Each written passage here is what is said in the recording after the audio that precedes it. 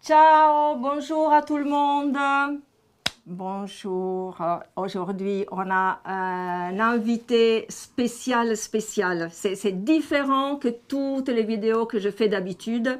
J'ai un ami depuis 40 ans. 40 ans. Ça fait 40 ans qu'on se connaît. Oui, on était Voilà, tellement jeunes. Voilà, on était jeunes. Mais on est toujours jeunes. Ah oui, oui, tout à fait.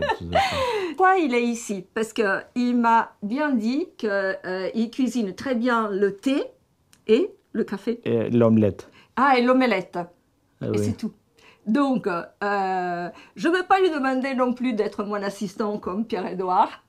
Mais en réalité, c'est parce que je veux faire une série de vidéos avec des personnes de la culture, de l'art, de la littérature, de la musique, parce que j'ai tellement d'amis extraordinaires en France, en Italie, en Albanie, parce que maintenant tu habites en Albanie, mais tu as habité longtemps ici.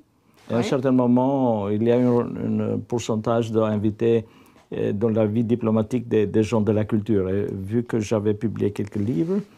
Et ça, c'est le premier. Ça, c'est le premier publié en Italie et en France. C'est les slogans de Pierre ou les compagnies di Pietra. Les compagnies di Pietra. Publié par Guaraldi en Italie. Voilà. Et ça, je l'ai lu, évidemment, il y a très longtemps. Et c'est juste extraordinaire. La valse du bonheur, parce que ça, c'est... Une partie, c'est en Italie. C'est des Albanais qui se sont réfugiés en Albanie. Oui, l'histoire, voilà, ça c'est le dernier, j'adore. Mais ça, c'est en français, en France, publié. En français, voilà, exactement. Et ça, c'est une histoire vraie et qui est vraiment, il faut absolument la lire. Parce que ils se sont réfugiés à Tirana, dans l'ambassade d'Italie, à Tirana. Et après 5 ans, 6 ans, oui, 5 ans. C'était un précédent dans tous les pays de l'Est. Voilà. Un précédent de violer les lois diplomatiques. Ils sont entrés pour chercher le refuge. Et moi, je suis fier de ça parce que c'est préfacé par la fierté de la littérature mondiale, même Kadare. Ah, mais Kadare. Il a fait la préface, donc, ici en France. Génial. Donc, si j'ai bien compris la recette, il y a... Il faut frapper 2 œufs. 2 œufs, mais que le jaune, non? Une jaune, c'est... je me souviens de noix de noisette. Ah, noix de muscade. Noix de muscade. Yes. Alors, noix de muscade, comme ça marche? Pas trop. Il y a du lait, effectivement. J'en mets plus, non? Parce qu'il doit être un peu plus dense. Qu'est-ce que tu en dis? Oui. Bon, vous badigeonnez, même, moi j'aime bien quand c'est croustillant aussi le bord, hein, parce que bon, ça croustille la farce. Hop.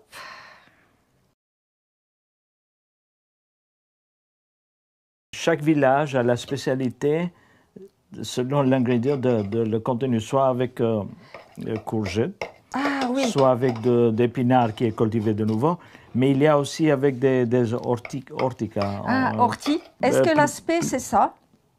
Non. Oui, tout à fait. On va aussi couper l'autre, qui est évidemment différente comme goût et comme aspect.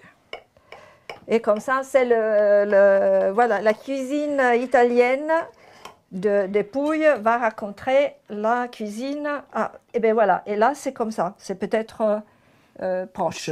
C'est un peu gros pour d'habitude. Ah, ça doit être un peu plus bas. Alors, je te laisse goûter. Et je goûte moi aussi. Et on va... Ça fait partie de la procédure. Oui, ça fait partie de la procédure. C'est la punition. D'accord. Après la recette, il faut goûter. D'accord.